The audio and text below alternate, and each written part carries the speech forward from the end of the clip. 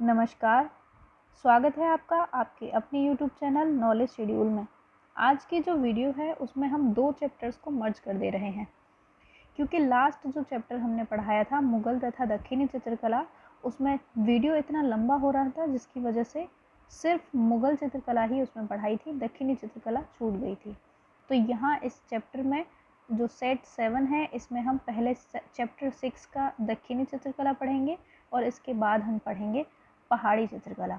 तो चलिए स्टार्ट करते हैं। सबसे पहले दक्षिणी चित्रकला और इसके बाद दक्षिणी चित्रकला पूरा होने के बाद हम पढ़ेंगे चैप्टर 7 जिसका टाइटल है पहाड़ी चित्रकला। दक्षिणी चित्रकला जिसका समय काल है 1600 से 900 ईस्वी तक। दक्षिणी चित्रकला के अंतर्गत अब हम आगे पढ़ते हैं। दक्षिणी शैली मुख्य रूप से किससे संबंधित है?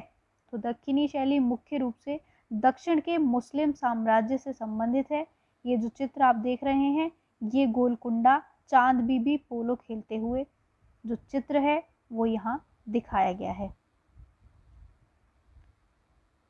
ये चित्र नेशनल म्यूजियम नई दिल्ली में सुरक्षित है और 1700 ईस्वी से 1750 ईस्वी के मध्य इस चित्र को बनाया गया है। बहमनी साम्राज्य किसके द्वारा कब स्थापित किया गया था? तो अलाउद्दीन हसन बहमनी शाह द्वारा 1347 ईस्वी में बहमनी साम्राज्य की स्थापना हुई थी। किसके द्वारा? अलाउद्दीन हसन बहमनी शाह द्वारा 1347 ईस्वी में बहमनी साम्राज्य की स्थापना हुई थी। दक्षिणात्य शैली के कुछ प्रमुख कलाकारों के नाम बताइए। तो दक्षिणात्य शैली के जो प्रमुख कलाकार हैं वो हैं मीर हासिम, रहीम, हैदर अली, इब्राहिम खान, मोहम्मद और तालाजी। इसके अलावा हैं अली शाह। चीनी पोर्सलिन, चीनी मिट्टी के बर्तन जिन्हें चीनी पोर्सलिन कहा जाता है, का बाजार कहाँ लगता था? बेटा बोली में चीनी पोर्सलिन का बाजार लगता था।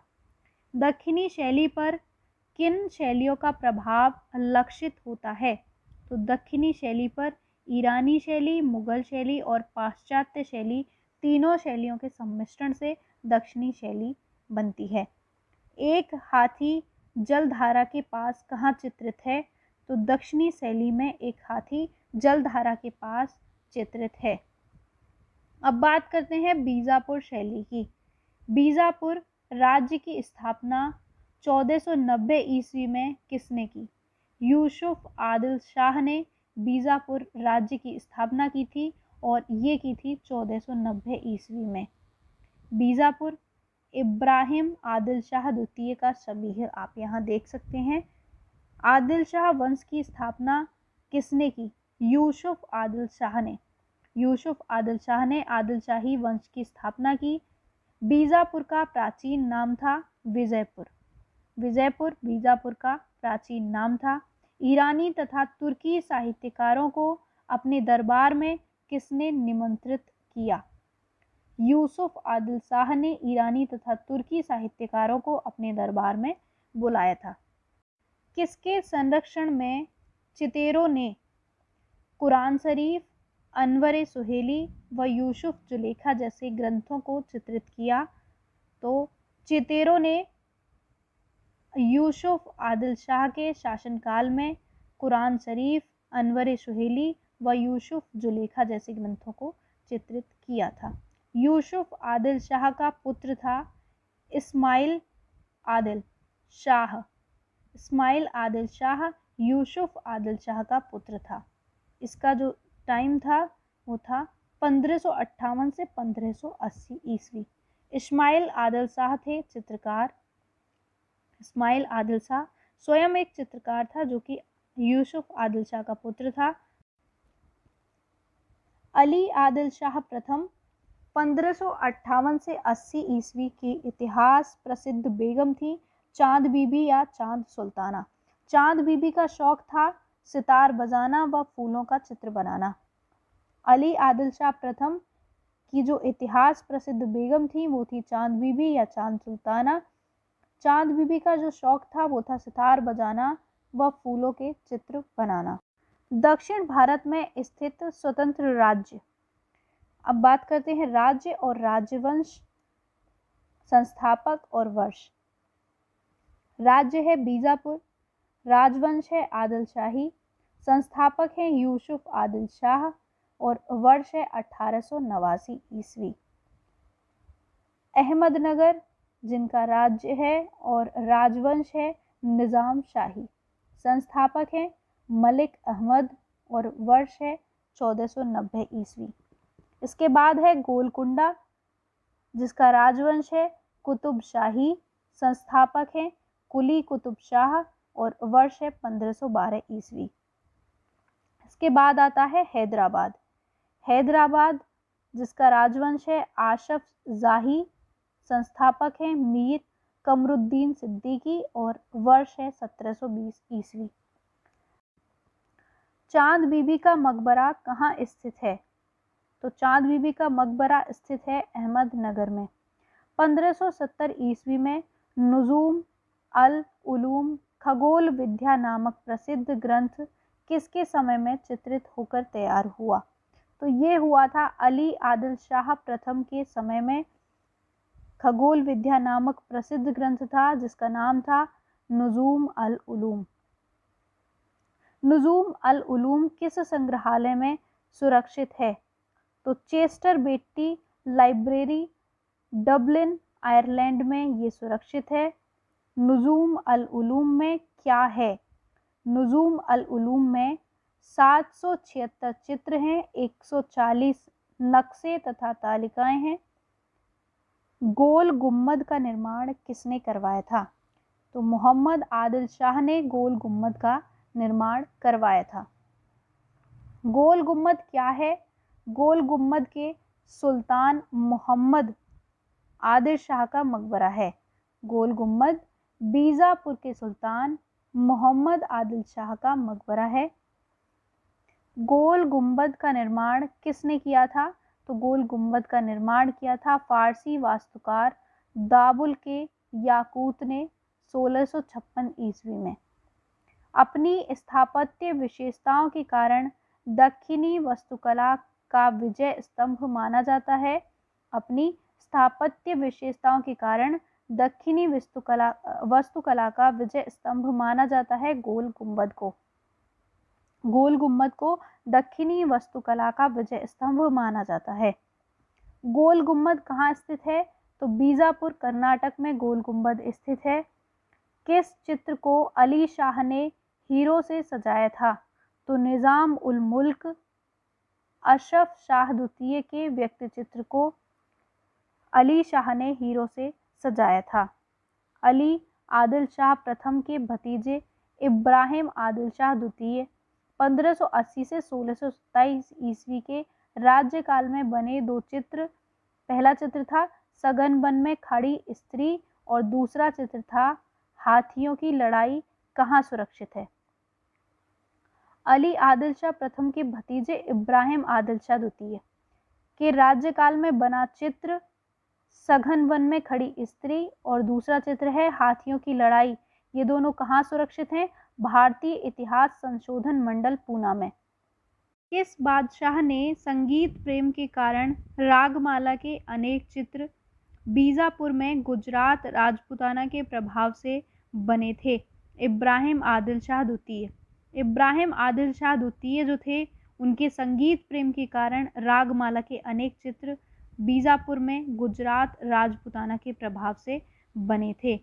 इब्राहिम आदिल शाह के समय में बीजापुर जिले के कुमातगी में बना हुआ धारागृह एक समय भित्ति चित्रों से सुसज्जित था।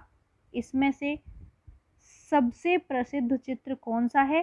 तो चौगान वाला सबसे प्रसिद्ध चित्र है। बीजापुर शैली का उत्कर्ष काल था इब्राहिम आदिल शाह के समय में।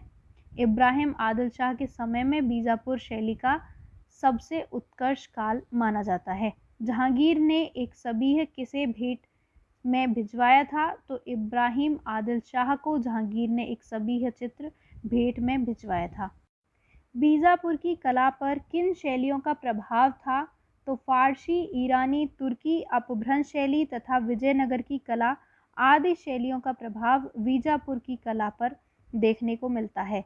ईरानी चित्रों का संग्रह करने वाला किस शासक का नाम बताइए। ईरानी चित्रों का संग्रह जो करता था वो शासक था इब्राहिम आदिल शाह द्वितीय। इब्राहिम आदिल शाह द्वितीय के प्रसिद्ध ग्रंथ का नाम बताइए। तो इब्राहिम आदिल शाह द्वितीय का जो प्रसिद्ध ग्रंथ है वो है किताबे नौरस, जिसको नौरस कहा जाता है। किताबे नौरस का परिचय किसने दिया। तो कवि जुहूरी ने किताबे नौरस का परिचय दिया। इब्राहिम आदिल शाह द्वितीय किस उपाधि से विभूषित थे। तो जगत गुरु तथा अबला बाबा की उपाधि से विभूषित थे। कौन। इब्राहिम आदिल शाह द्वितीय। इब्राहिम आदिल शाह द्वितीय संगीत जगत में किस गायकी के विशेषज्ञ थे। ध्रुपद जो गायकी थी उसके विशेषज्ञ थे इब्राहिम आदिल शाह द्वितीय। नौरसपुर नगर की स्थापना किसने की। नौरसपुर नगर की स्थापना आदिल शाह द्वितीय के द्वारा की गई थी। बीजापुर के दरबार में कौन सा मुगल चित्रकार रहता था। तो फारूक बेग बीजापुर के दरबार में रहता था, जो मुगल चित्रकार था। किस मुगल चित्रकार का बीजापुर के आदिल शाह सुल्तानों से संपर्क हुआ। तो ये थे हाशिम। हाशिम का बीजापुर के आदिल शाह सुल्तानों से संपर्क हुआ था। बीजापुर से 150 मील दूर 1583 ईस्वी में कलाकृतियों की एक दुकान किसने स्थापित की। तो ये थे जेम्स स्टोरी। जेम्स स्टोरी ने बीजापुर से 150 मील दूर 1583 ईस्वी में कलाकृतियों की एक दुकान स्थापित की थी। दक्षिणी शैली मूलतः कहाँ केंद्रित थी। तो दक्षिणी शैली मूलतः बीजापुर में से केंद्रित थी। बीजापुर दक्षिणी शैली का केंद्र माना जाता है। पाश्चात्य शैली में निर्मित एक चित्र का नाम बताइए।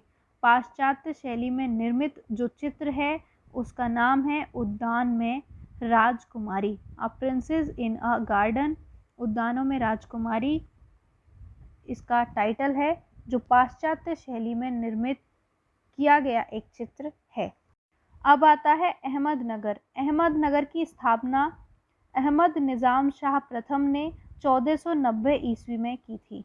ये जो चित्र आप देख रहे हैं ये है तारीफ ए हुसैन शाही का एक चित्रित पृष्ठ, जो 1565 से 1569 ईस्वी के मध्य बनाया गया था और यह भारत इतिहास संशोधन मंडल पूना के संग्रहालय में संग्रहित है।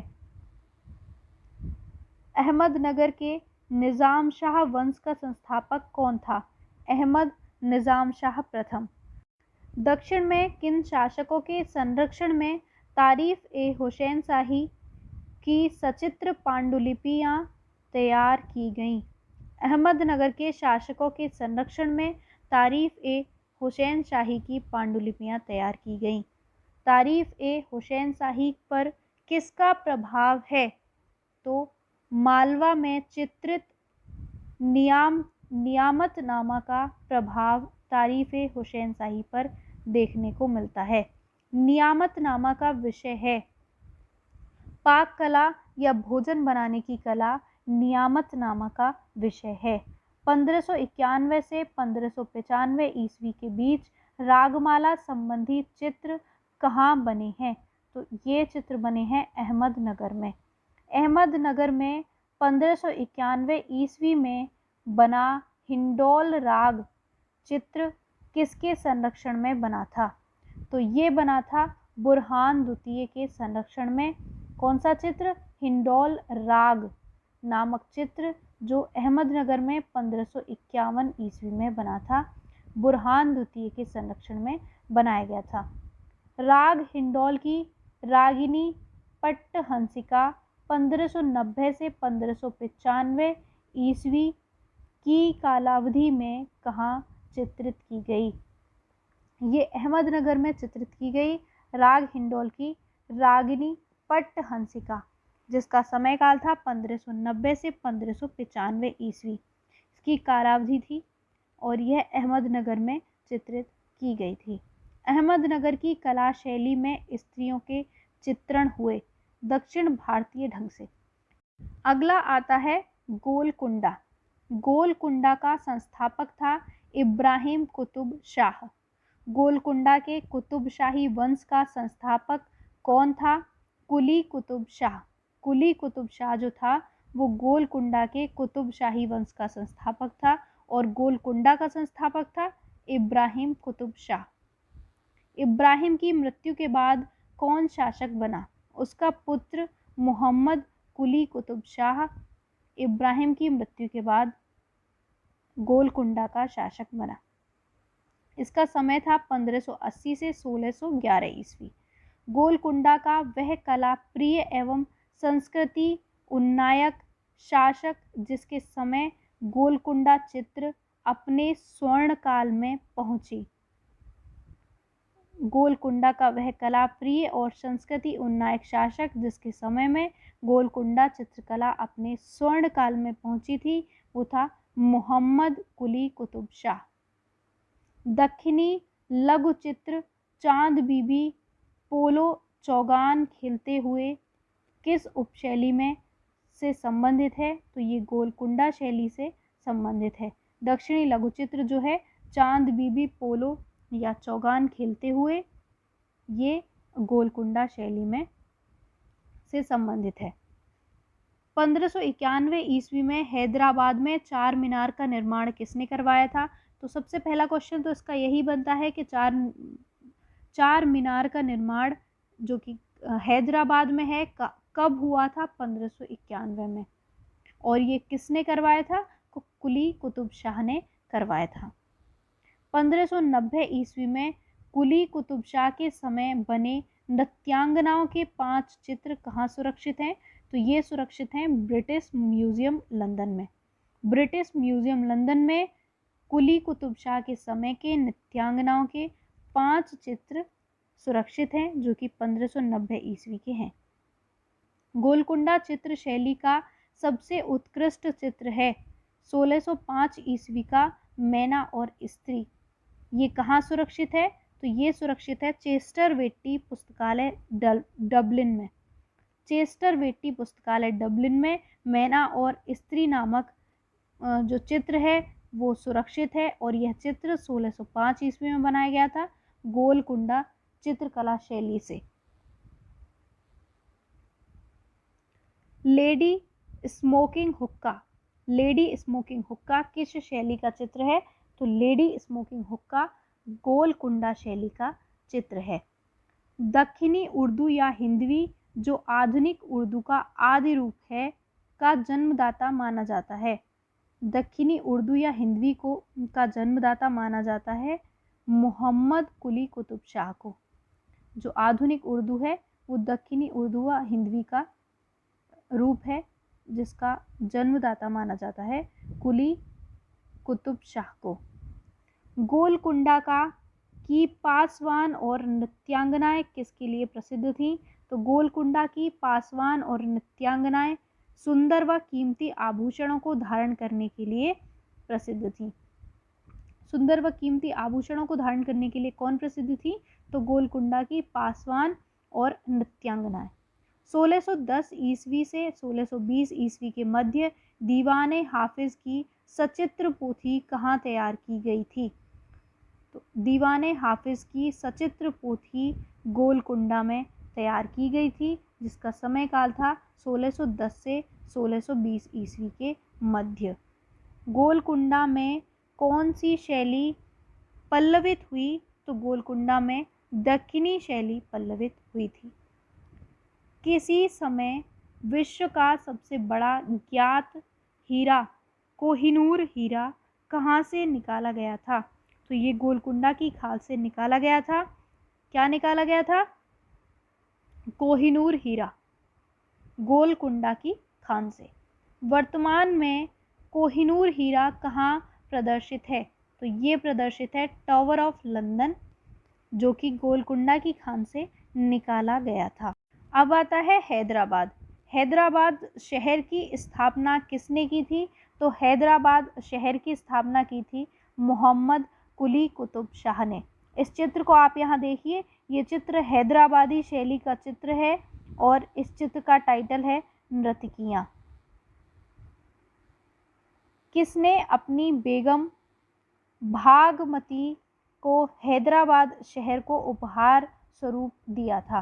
तो मोहम्मद कुली कुतुब शाह ने अपनी पत्नी भागमती को उपहार में दिया था। किस शहर को निज़ामों का शहर तथा मोतियों का शहर कहा जाता है? तो हैदराबाद को निज़ामों का शहर या मोतियों का शहर भी कहा जाता है। हैदराबाद किस नदी के तट पर स्थित है? तो मूसी नदी के तट पर स्थित है। कौन सा शहर? हैदराबाद। गोलकुंडा के कुतुबशाही राजवंश का संस्थापक कौन था? मोहम्मद कुली कुतुब शाह जो था वो गोलकुंडा के कुतुबशाही राजवंश का संस्थापक था। हैदराबाद का कौन सा शासक कलाकारों का आश्रयदाता था? तो ये था आशफ शाह। 1724 से 48 ईस्वी इसका समयकाल था। आशफ शाह जो था वो हैदराबाद का कलाकारों का आश्रयदाता माना जाता है। किसके शासनकाल में गोलकुंडा में रागमाला के चित्र बनाए गए? तो आसिफ शाह के शासनकाल में गोलकुंडा में रागमाला के चित्र बनाए गए। आसिफ शाह के पश्चात उसका कौन सा बेटा शासक बना जो स्वयं चित्रकार भी था? तो नादिर जंग जो था वो स्वयं चित्रकार था और आसिफ शाह के पश्चात शासक बना था। 1793 ईस्वी में तुजुके आशफी ग्रंथ का लेखन तथा चित्रण कहाँ हुआ था? तो ये हुआ था हैदराबाद में। कौन सी पुस्तक थी, कौन सा ग्रंथ था? तुजुक-ए-आशफी, जिसका समय काल था 1793 ईस्वी। ये हुआ था हैदराबाद में। वेंकट वलम किस दरबार का उत्कृष्ट चित्रकार था जिसको 12,000 रुपये वार्षिक आय की जागीर निज़ाम ने प्रदान की?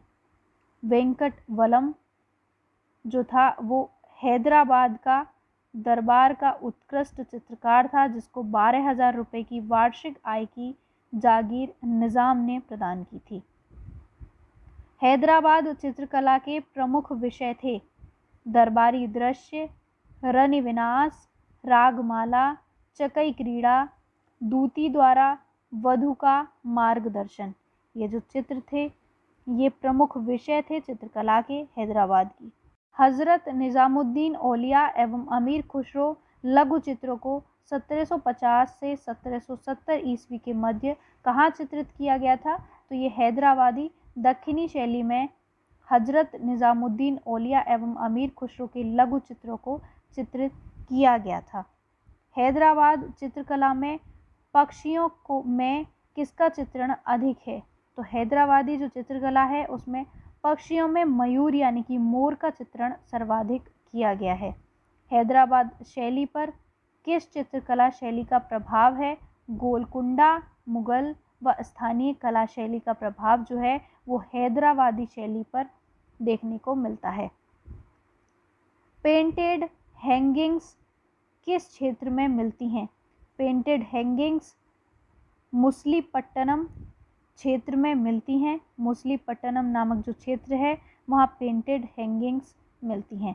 मुसलीपट्टनम या मछलीपट्टनम कहाँ स्थित है?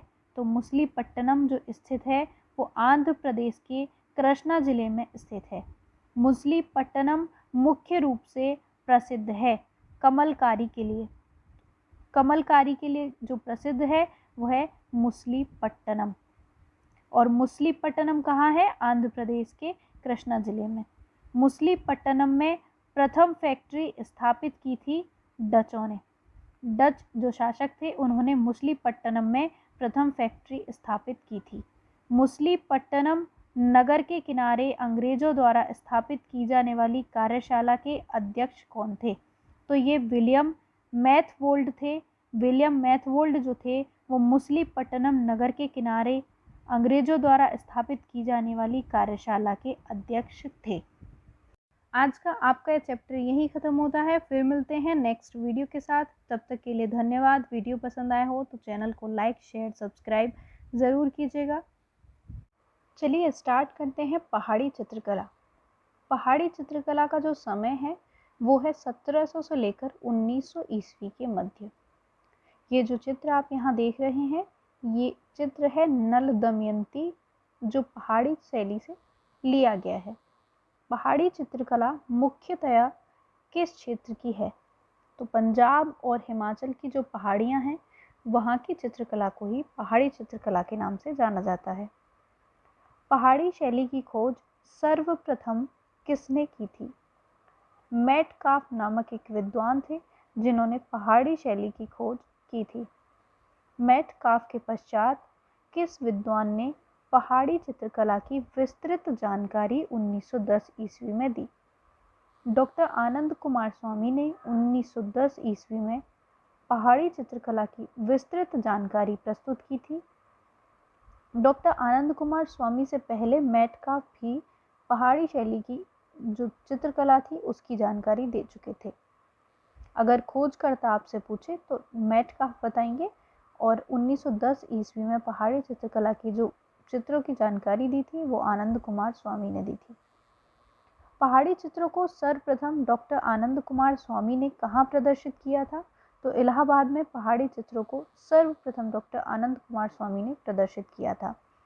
डॉक्टर आनंद कुमार स्वामी ने 1916 ईस्वी के अपने ग्रंथ राजपूत पेंटिंग में चित्रों को कितने भागों में बांटा था? डॉक्टर आनंद कुमार स्वामी ने अपनी जो पुस्तक थी राजपूत पेंटिंग उसमें पहाड़ी चित्रों को 2 भागों में बांटा था, जिसमें पहला भाग था कांगड़ा सुकुमार कलम से और दूसरा भाग था डोगरा शैली जो जम्मू कलम से था। इससे 3 प्रकार से क्वेश्चन आपसे पूछे जा सकते हैं। पहला क्वेश्चन आपसे पूछा जा सकता है डॉक्टर आनंद कुमार स्वामी ने अपना जो ग्रंथ लिखा था उसका नाम क्या था? उसका नाम था राजपूत पेंटिंग। दूसरा क्वेश्चन आपसे पूछा जाएगा राजपूत पेंटिंग जो आनंद कुमार स्वामी ने लिखी है वो किस सन की है? तब आप बताएंगे 1916। और तीसरा क्वेश्चन जो आपसे पूछा जाएगा वो पूछा जाएगा डॉक्टर आनंद कुमार स्वामी ने अपनी पुस्तक राजपूत पेंटिंग्स में पहाड़ी चित्रों को कितने भागों में बांटा है? तब आप बताएंगे 2 भागों में, कांगड़ा और डोगरा शैली। पहाड़ी शैली का जन्म हुआ था पहाड़ी शैली का जो जन्म हुआ था वो हुआ था लोक कला से। पहाड़ी पेंटिंग किस समय विकसित हुई? तो पहाड़ी पेंटिंग विकसित हुई थी 18वीं से विलंबित 19वीं शताब्दी तक। 18वीं शताब्दी से विलंबित 19वीं शताब्दी तक पहाड़ी पेंटिंग विकसित हुई थी। अब आपसे पूछा जाए यदि कि पहाड़ी शैली का समय कब से कब तक माना जाता है, तो 17वीं शताब्दी से 19वीं शताब्दी तक का समय पहाड़ी पेंटिंग्स का माना जाता है। विकसित अगर पूछता है तब आप 18वीं से 19वीं शताब्दी बताएंगे, और समय काल पूछता है कि कब से स्टार्ट हुई और कब तक चली, तब आप बताएंगे 17वीं से 19वीं शताब्दी तक। अब पहाड़ी चित्रकला पर विद्वानों द्वारा लिखी गई महत्वपूर्ण पुस्तकों को चलिए देख लेते हैं। अगर आप चाहें तो नोट डाउन भी कर लें क्योंकि ये इम्पोर्टेंट होता है, और अगर चाहें तो साथ के साथ आप याद करते चलें। ओसी गांगुली जो विद्वान हैं उनकी पुस्तक का नाम है master pieces of Rajput painting. अगले जो विद्वान हैं वो हैं NC मेहता जिनकी पुस्तक का नाम है studies in Indian painting. JC French की पुस्तक का नाम है हिमालयन आर्ट। WG आर्चर की पुस्तक का नाम है Indian paintings in the Punjab hills, और इनकी दूसरी पुस्तक का नाम है कांगड़ा पेंटिंग्स। कांगड़ा पेंटिंग्स भी WG आर्चर की है और Indian paintings in the Punjab hills भी WG आर्चर की ही है। MS रंधावा इनकी जो पुस्तक है वो है कांगड़ा वैली पेंटिंग। इनकी दूसरी पुस्तक का नाम है कृष्णा लीजेंड इन पहाड़ी पेंटिंग, और इनकी तीसरी पुस्तक का नाम है वसोली पेंटिंग। कार्ल खंडालावाल इनकी जो पुस्तक है इनकी पुस्तक का नाम है पहाड़ी मिनिएचर पेंटिंग। अगले आते हैं FS अजाजुद्दीन। इनकी पुस्तक का नाम है पहाड़ी paintings and Sikh protest in Lahore museum. इनकी पुस्तक का नाम जो है वो है पहाड़ी paintings and Sikh protest in Lahore museum. अंडाकार रूप में व्यक्ति चित्रण किस शैली में हुआ? तो पहाड़ी शैली जो थी वहाँ पर अंडाकार रूप में व्यक्ति चित्रण हुआ था। नारी अंकन का सुंदर चित्रण किस शैली में हुआ है? तो पहाड़ी शैली में नारी अंकन का सुंदर चित्रण आपको देखने को मिलता है। प्रकृति चित्रण को किस शैली में महत्व मिला? तो पहाड़ी शैली जो हुआ करती थी उसमें प्रकृति चित्रण को विशेष महत्व मिला था। पहाड़ी चित्रों में किन रंगों का प्रयोग किया गया है? पहाड़ी चित्रों में गहरे रंगों का प्रयोग किया गया है। सबसे अधिक कृष्ण लीला के चित्र किस शैली में बने हैं? पहाड़ी शैली में सबसे अधिक कृष्ण लीला के चित्र बने हैं जिनको गहरे रंगों से बनाया जाता था। वर्ष 1952 ईस्वी में W.G. आर्चर की पहाड़ी शैली पर लिखी 2 पुस्तकों के नाम बताइए। तो अभी अभी आपने पढ़े हैं W.G. आर्चर की जो पहली पुस्तक है वो है Indian painting in the Punjab hills और दूसरी है कांगड़ा पेंटिंग। ये जो पुस्तकें हैं ये W.G. आर्चर की पुस्तकें हैं। हिमालयन आर्ट के लेखक कौन है? तो J.C. फ्रेंच नामक जो विद्वान है उनकी पुस्तक का नाम है हिमालयन आर्ट। पहाड़ी चित्रों की संख्या है तो डॉक्टर राधा कमल मुखर्जी के अनुसार पहाड़ी चित्रों की जो संख्या है वो है 50,000। पहाड़ी कला में शासकों के दैनिक जीवन से संबंधित चित्र कहाँ अधिक बने? बलवंत सिंह के दैनिक जीवन से संबंधित चित्र जम्मू शैली में तथा संसार चंद्र के दैनिक जीवन से संबंधित चित्र तीरा सुजानपुर कांगड़ा शैली में अधिक बने हैं।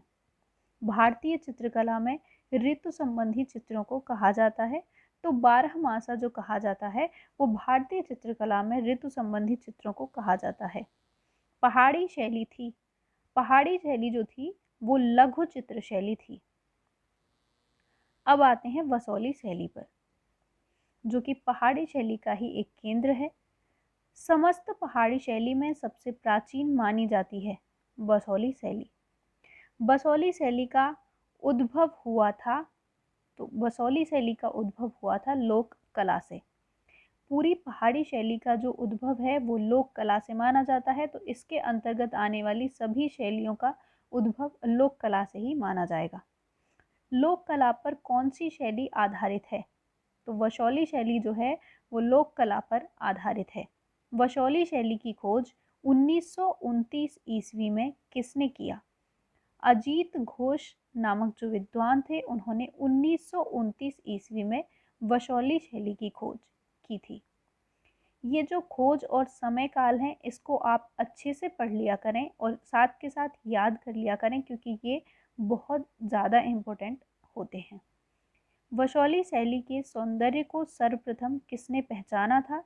तो अजीत घोष ने ही वसौली शैली के सौंदर्य को सर्वप्रथम पहचाना था और 1929 ईस्वी में वसौली शैली की खोज की थी। किसने? अजीत घोष ने। ये जो चित्र आप यहाँ देख रहे हैं ये चित्र वसौली शैली का चित्र है। राधा कृष्ण इस चित्र का टाइटल है जो कि गीत गोविंद से लिया गया है। कागज पर गवाचे विधि में ये चित्र बनाया गया है और इसके जो चित्रकार हैं वो है मानकू। इसका मतलब मानकू जो थे वो वसौली शैली के चित्रकार थे।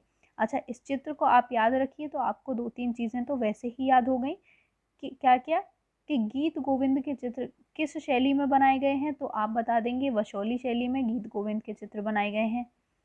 मानकू किस शैली के चित्रकार थे तो आप बता देंगे वसौली शैली के चित्रकार थे।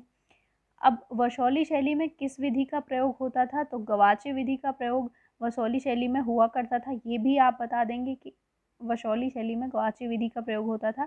केवल इस एक ही चित्र से आप कई सारे क्वेश्चन याद कर सकते हैं, इसलिए चित्रों को देखना और पढ़ना बहुत अच्छा है और बहुत ज़रूरी भी है। वसौली राज्य की स्थापना सन 1556 ईस्वी में किसने की थी? राजा भोगपाल ने वसौली राज्य की स्थापना की थी 1556 ईस्वी में। वसौली क्षेत्र आज किस राज्य के अंतर्गत आता है? तो जम्मू कश्मीर राज्य के कठुआ जिले में वसौली क्षेत्र आता है। वसौली शैली की नींव किसके शासनकाल में पड़ी? राजा कृष्णपाल जो थे उनके शासनकाल में ही वसौली शैली की नींव पड़ी थी। रसमंजरी के चित्र पहाड़ी कला में कहाँ अंकित किए गए हैं? तो वसौली शैली में रसमंजरी के चित्र अंकित किए गए हैं। भानुदत्त की किस रचना का चित्रण देवीदास ने किया था? तो भानुदत्त की जो रचना थी रसमंजरी, उसका चित्रण किया था किसने? देवीदास ने। बसौली शैली किस कला वर्ग के अंतर्गत आती है? तो बसौली शैली आती है पहाड़ी शैली के अंतर्गत। वसौली शैली के महान संरक्षक थे, वसौली शैली के जो महान संरक्षक थे वो थे राजा कृपाल पाल। वसौली शैली का स्वर्ण युग काल कहा जाता है, वसौली शैली का जो स्वर्ण काल कहा जाता है वो कहा जाता है कृपाल पाल के समय के काल को। वसौली शैली के चित्रों में हाशिया था, तो वसौली शैली के चित्रों में जो हाशिया बनता था वो बनता था सादा। अच्छा, मुगल शैली में जो हाशिया बनता था वो बनता था फूल पत्तियोंदार। जो हमने अभी पिछली वीडियो में ही मुगल शैली को पढ़ा था, तब हमने पढ़ा था कि मुगल शैली में जो हाशिए बनते थे वो फूल पत्तियोंदार हाशिए बनते थे, लेकिन बसौली शैली के जो हाशिए थे वो थे सादा। तो अगर आपसे पूछा जाए कि सादा हाशिए किस शैली में बनाए जाते थे, तब आप बताएंगे बसौली शैली में, और फूल पत्तियां और बूटेदार जो हाशिए बनते थे वो बनते थे मुगल शैली में। माखन चोर प्रसिद्ध चित्र किस शैली का है? तो ये वसौली शैली का चित्र है माखन चोर। वसौली शैली में प्रधान आकर्षण किस तत्व का है?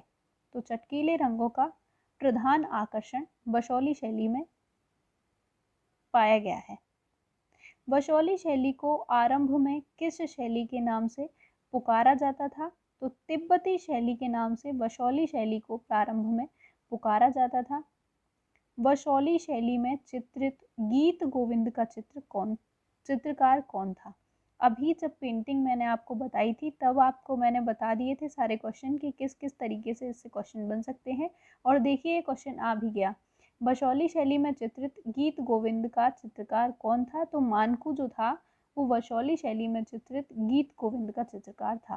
वसौली शैली में सबसे अधिक सौंदर्य किस विशेषता में है? तो वसौली शैली में जो सबसे अधिक सौंदर्य है वो है नेत्रों में।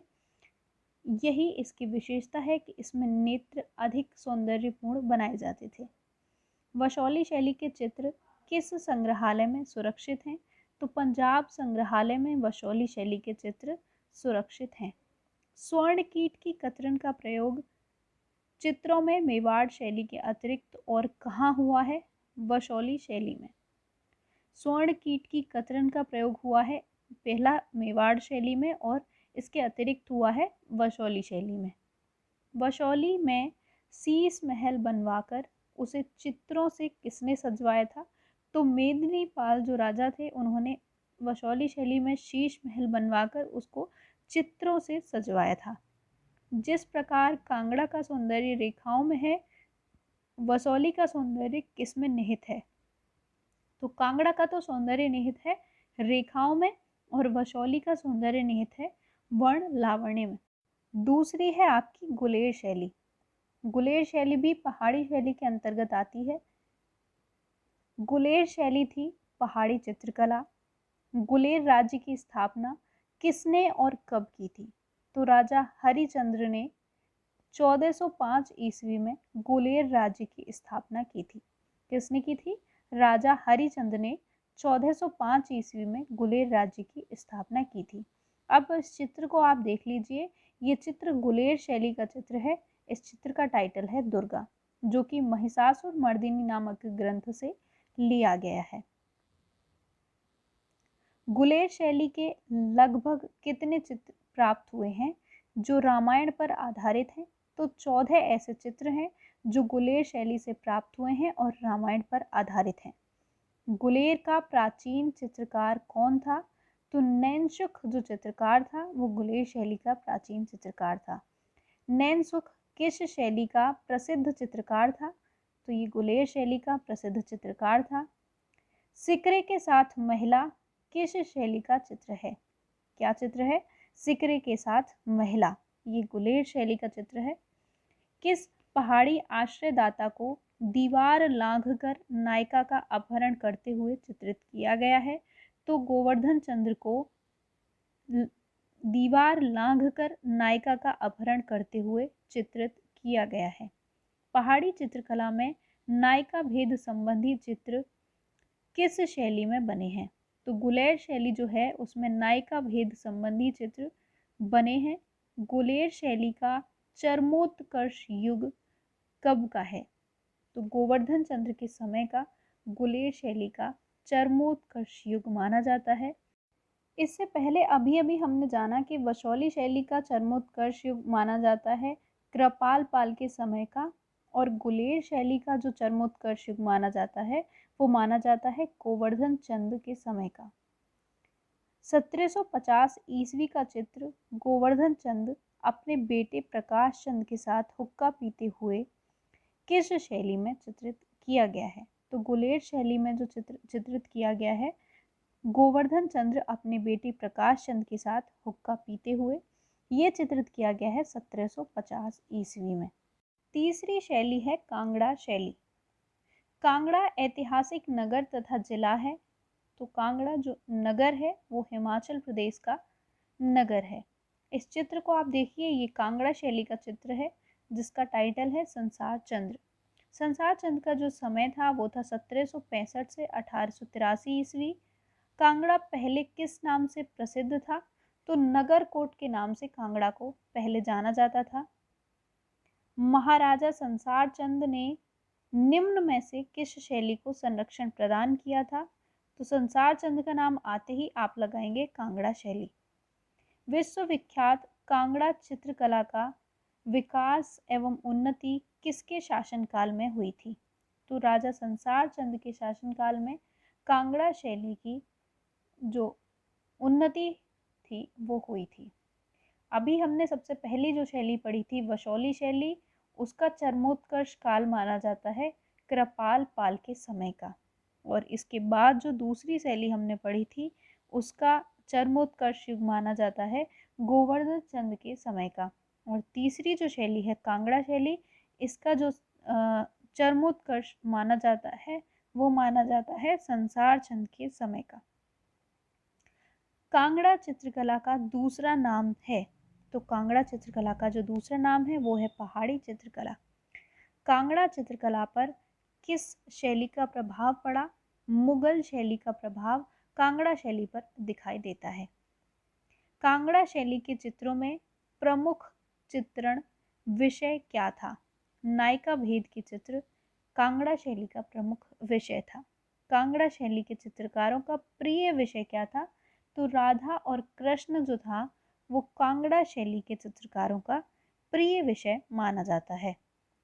अगर स्पीड थोड़ी तेज़ लगे तब आप स्पीड स्लो कर लीजिए, क्योंकि वीडियोस जो हैं आगे वाली वो बहुत बड़ी बड़ी होने वाली हैं, तो मेरी स्पीड इतनी ही तेज़ रहने वाली है आगे की वीडियोस में भी, क्योंकि हमने एक टारगेट रखा था 10 वीडियो का, तो हम कोशिश करेंगे कि 10 वीडियोस में ही आपका जो सिलेबस मैंने सोचा है वो करवा दूं, क्योंकि अगर हम स्लो पढ़ाएंगे तो हमें वीडियोस को ज़्यादा बनाना पड़ सकता है, इसलिए स्पीड भी तेज़ है।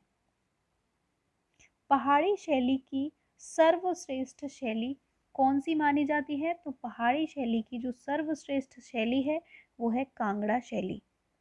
पहाड़ी शैली का प्रधान केंद्र था, तो कांगड़ा जो था वो पहाड़ी शैली का प्रधान केंद्र था। कांगड़ा शैली का प्रमुख चित्रकार कौन था? कांगड़ा शैली का प्रमुख चित्रकार था कुशन लाल। अच्छा, इसको आप ऐसे भी याद रख सकते हैं, कांगड़ा कुशन लाल, क से ही दोनों के नाम स्टार्ट होते हैं, तो इस तरीके से भी आपको इसको याद करने में आसानी होगी। परखू किस शैली का निपुण चित्रकार था? तो परखू जो था वो कांगड़ा शैली का निपुण चित्रकार था। पहाड़ी school, Kangra school, Rajput school आदि का संबंध है, इन सभी का संबंध है चित्रकारी से। कांगड़ा शैली का उत्कर्ष काल है तो कांगड़ा शैली का जो उत्कर्ष काल है वो है 1786 से 1805 ईस्वी के मध्य। कांगड़ा चित्रकला का विषय नहीं है। तो पंचतंत्र जो है वो कांगड़ा शैली का विषय नहीं है, जबकि पंचतंत्र किस शैली का विषय है? मुगल शैली का। चित्रकला की किस शैली को रंगों का काव्य कहा जाता है? तो कांगड़ा शैली को ही रंगों का काव्य कहा जाता है। इसको आप याद रखिए, ये क्वेश्चन इम्पोर्टेंट है। रंगों का काव्य किसे कहा जाता है? तो कांगड़ा शैली को रंगों का काव्य कहा जाता है। किस विदेशी कलाविद ने कांगड़ा कला की सर्वाधिक प्रशंसा की थी? तो जेसी फ्रेंच नामक विद्वान ने कांगड़ा कला की सर्वाधिक प्रशंसा की थी। पहाड़ी कलाकारों में कौन सा परिवार सबसे प्रसिद्ध रहा? पंडित सेऊ नामक जो परिवार था वो पहाड़ी कलाकारों में सर्वाधिक प्रसिद्ध रहा। पहाड़ी कला की सर्वश्रेष्ठ चित्रावली कौन सी है? पहाड़ी कला की जो सर्वश्रेष्ठ चित्रावली है वो है कांगड़ा की गीत गोविंद चित्रावली। कांगड़ा की गीत गोविंद चित्रावली पहाड़ी कला की सर्वश्रेष्ठ चित्रावली है। दरबारी जीवन के चित्र मुगल शैली के बाद किस शैली में सर्वाधिक बने हैं?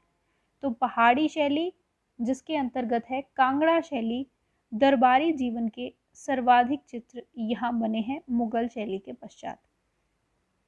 रंगीन रेखा चित्रों की कला, रंगीन रेखा चित्रों की कला किस शैली को कहा जाता है? तो ये कहा जाता है कांगड़ा शैली को। रंगों का काव्य कहें या रंगीन रेखा चित्रों की कला कहें तो ये कहा जाता है कांगड़ा शैली को। आपको ये क्वेश्चन जो है वो बहुत अच्छे से याद रखना है, क्योंकि इसके ऐसे क्वेश्चन जो होते हैं इनके आने के चांसेस पूरे होते हैं। रंगीन रेखा चित्रों की कला या रंगों का काव्य कहा जाता है कांगड़ा शैली को। कांगड़ा का सबसे अधिक कला प्रेमी राजा था, ये था संसार चंद। संसार चंद के समय में ही कांगड़ा शैली चरमोत्कर्ष पर पहुंची थी। राजा संसार चंद किस आयु में गद्दी पर बैठा था? तो 10 वर्ष की आयु में 1775 ईस्वी में राजा संसार चंद गद्दी पर बैठा था।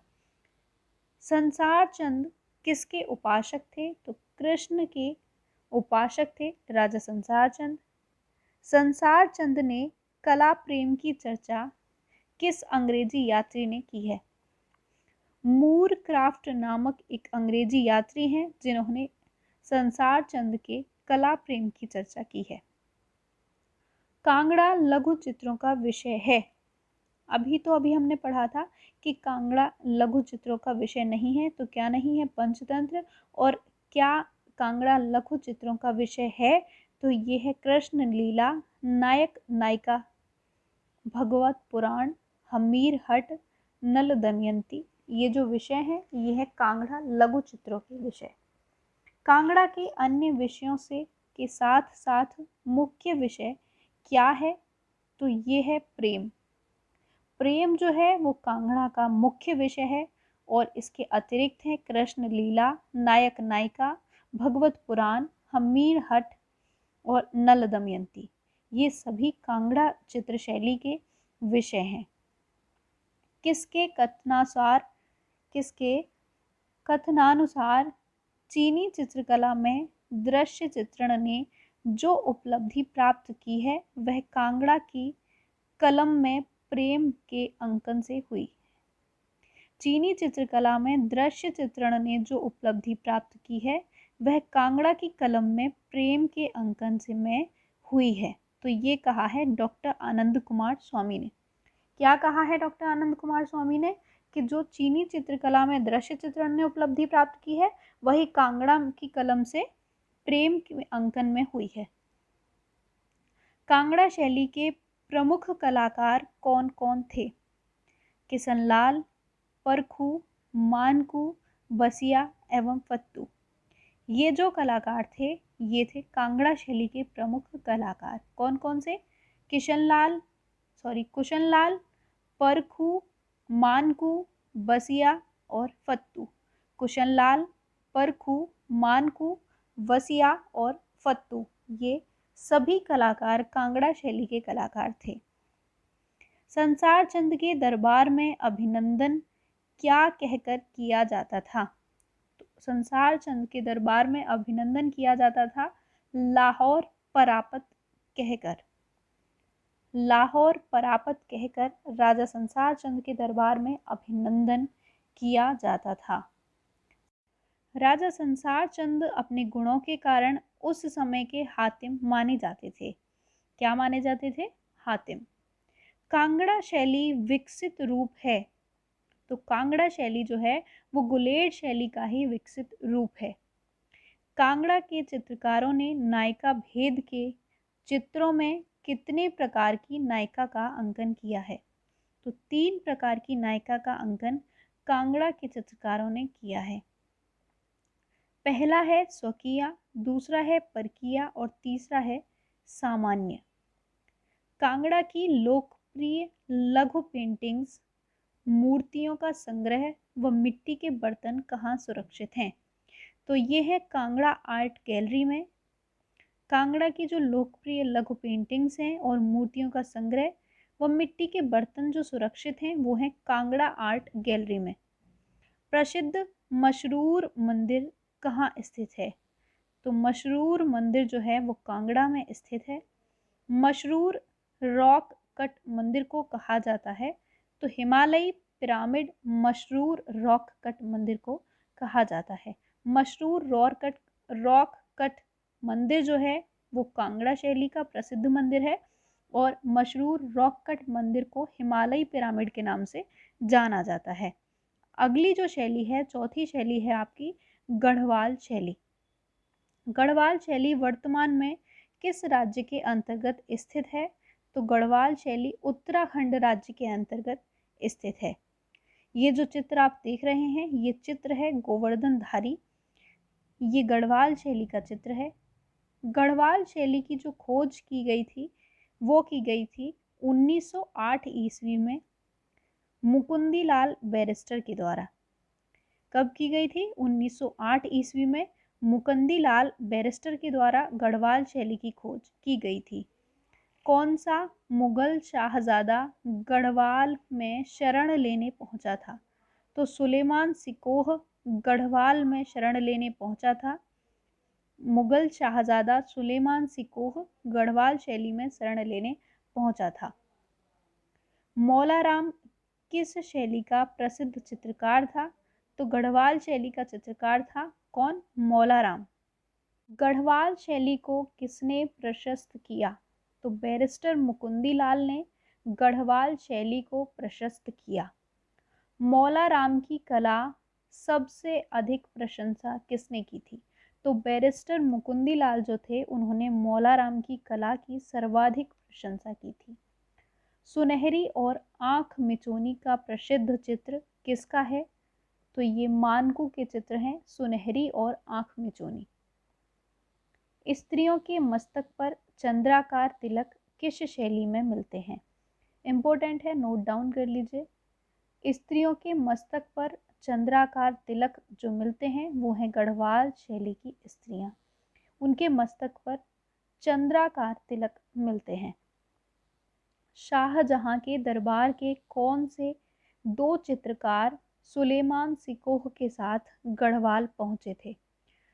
तो जो 2 चित्रकार थे रामदास और उनका पुत्र हरिदास, वे शाहजहां के दरबार के चित्रकार थे जो कि सुलेमान सिकोह के साथ गढ़वाल पहुंचे थे।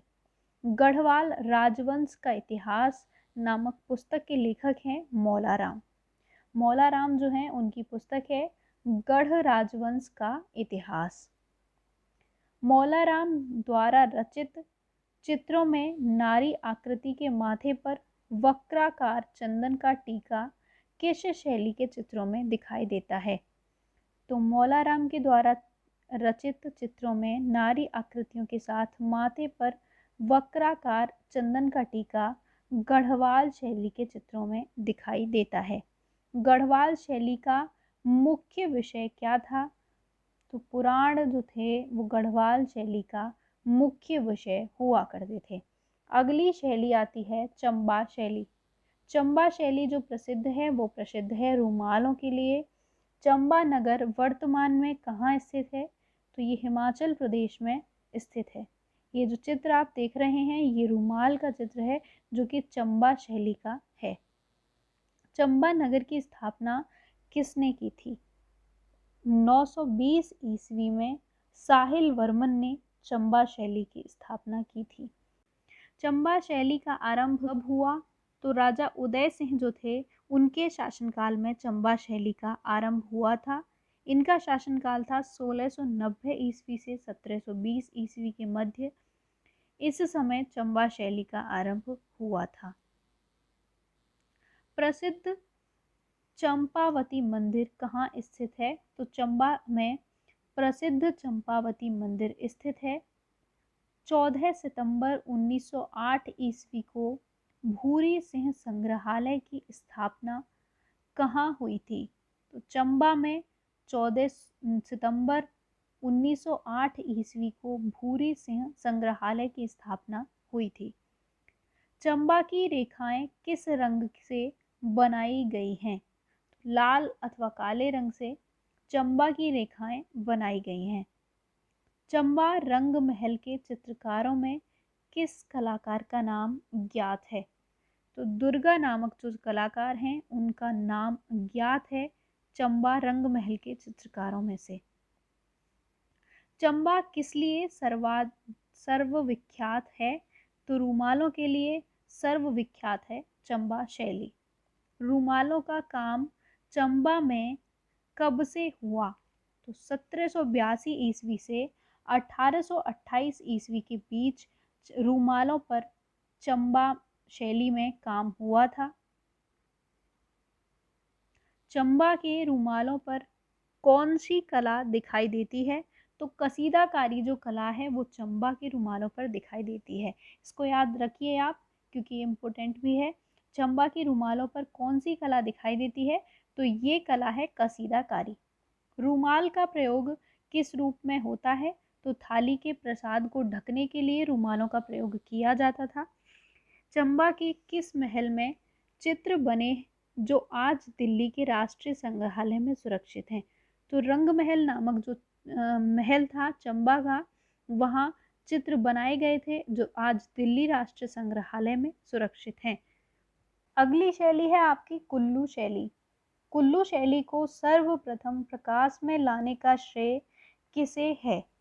तो ये हैं जेसी फ्रेंच नामक एक विद्वान जिन्होंने सर्वप्रथम कुल्लू शैली को प्रकाश में लाया था।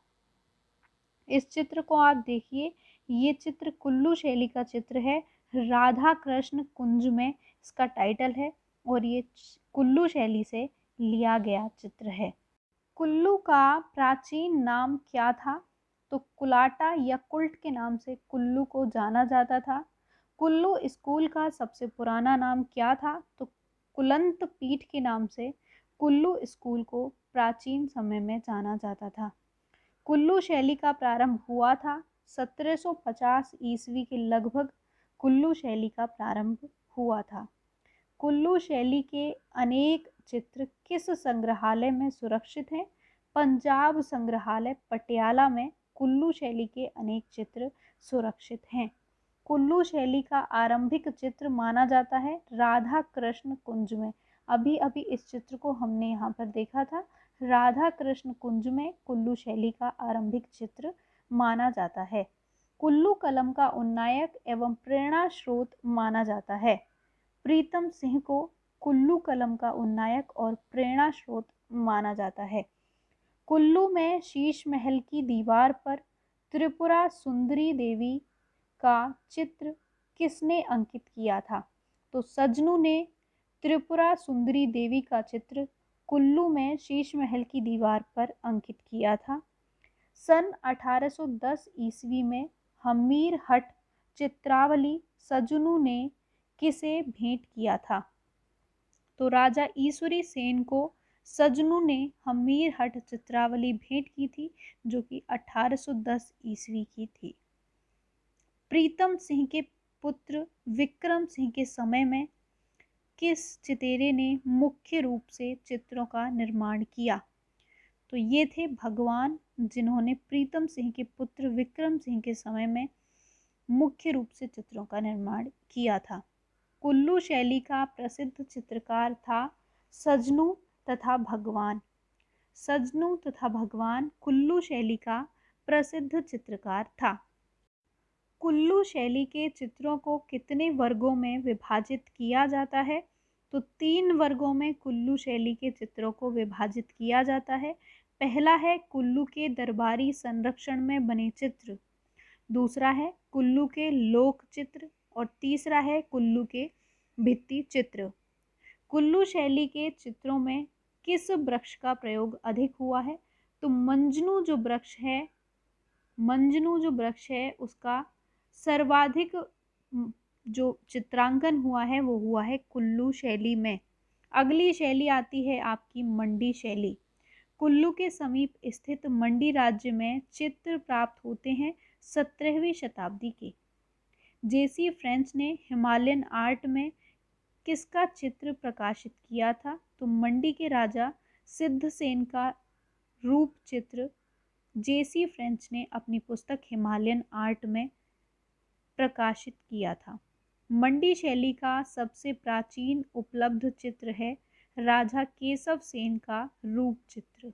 राजा केशव सेन का रूप चित्र जो है वो मंडी शैली का सबसे प्राचीन उपलब्ध चित्र माना जाता है। मंडी शैली पर किस शैली का आरंभिक प्रभाव पड़ा?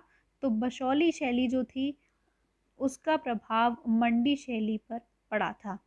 मंडी शैली और राजा शमशेर सेन एक बच्चे से प्यार करते हुए नामक चित्र यहाँ आप देख सकते हैं। मंडी के राजा ईश्वर सेन की सेवा में लगभग 1809 ईस्वी से 1810 ईस्वी के बीच कांगड़ा का कौन सा चित्रकार आया था?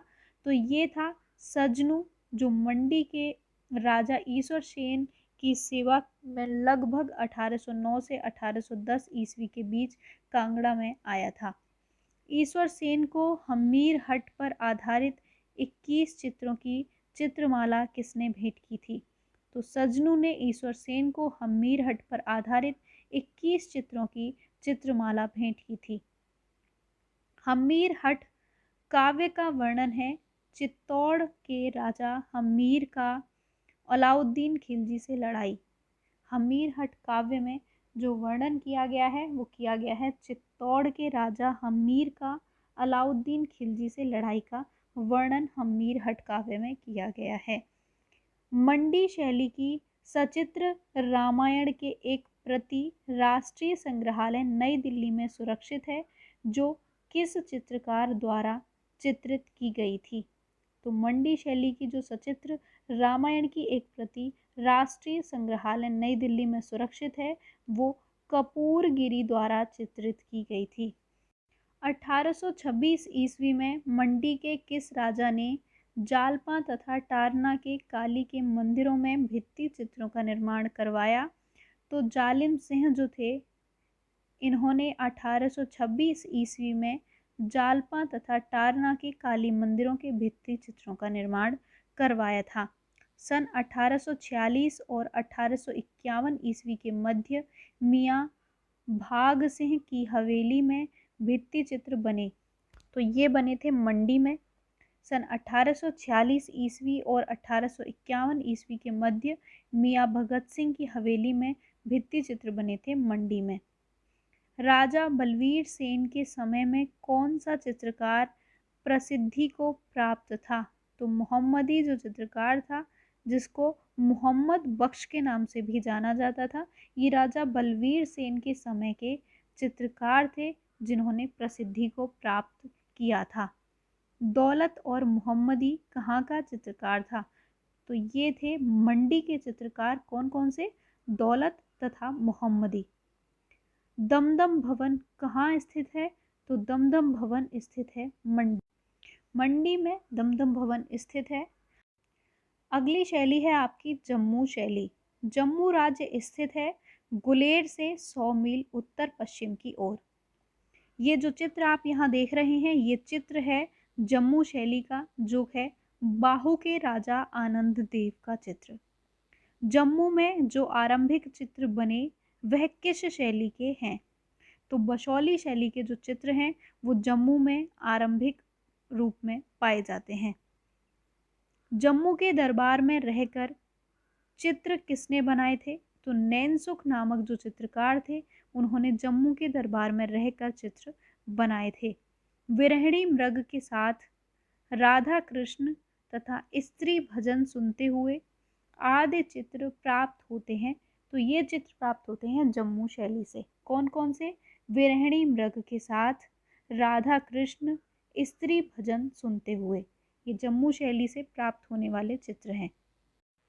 किसने अपनी पुस्तक the art of India and Pakistan में नैनसुख द्वारा बनाए गए 2 चित्र, जिनमें से एक चित्र है राजा बलवंत देव शिकार के लिए जाते हुए और दूसरा चित्र है मियाँ मुकुंद देव का अंकन, ये जो दोनों चित्र हैं ये the art of India and Pakistan में प्रेषित किए हैं बेसिल ग्रे ने। जम्मू चित्रकला का स्वर्ण युग था, तो राजा बलवंत सिंह के समय का जो युग था वो जम्मू जो चित्रकला थी उसका स्वर्ण युग माना जाता है। जम्मू शैली का प्रमुख चित्रकार था, तो जम्मू शैली का जो प्रमुख चित्रकार था वो था नैनसुख। जम्मू शैली में मानवाकृतियाँ, रेखा, रंग तथा वेशभूषा प्राय किसके समान है? वसौली शैली के समान जम्मू शैली की जो मानवाकृतियाँ हैं, रेखाएं हैं, रंग हैं, वेशभूषाएं हैं वो देखने को मिलती हैं। किस शैली पर सिखों का प्रभाव दिखाई देता है? तो जम्मू शैली पर सिखों का प्रभाव दिखाई देता है। जम्मू शैली से प्राप्त आरंभिक चित्र किस शैली के हैं? तो ये हैं बसोली शैली के। अन्य पहाड़ी चित्रकला केंद्र। 16वीं शताब्दी में लामा तारानाथ ने कश्मीर के किस चित्रकार का उल्लेख किया है? तो ये हैं हंसराज। हंसराज का उल्लेख 16वीं शताब्दी में लामा तारानाथ ने कश्मीर के चित्रकारों में किया है। कश्मीर शैली के जन्म तथा विकास में योगदान किस कलाकार ने दिया? हंसराज नामक जो चित्रकार थे इन्होंने कश्मीर शैली के जन्म तथा विकास में योगदान दिया था। पूंछ कलम के आरंभिक चित्र कहाँ मिलते हैं? तो ये मिलते हैं लाहौर स्थित सेंट्रल म्यूजियम में, जो है पूंछ कलम के आरंभिक चित्र। पूंछ के चित्रकला किस पहाड़ी शैली से प्रभावित है? तो ये थी गुलेर शैली से प्रभावित। गुलेर शैली से पूंछ के चित्रकला प्रभावित थी। कहाँ की पश्मीना शॉलें विश्व प्रसिद्ध हैं? तो कश्मीर की पश्मीना शॉलें जो हैं वो विश्व प्रसिद्ध मानी जाती हैं। आज का आपका चैप्टर यहीं ख़त्म होता है। वीडियो पसंद आया हो तो चैनल को लाइक, शेयर और सब्सक्राइब ज़रूर कीजिएगा। फिर मिलते हैं अगले टॉपिक के साथ, अगले वीडियो के साथ। तब तक के लिए धन्यवाद।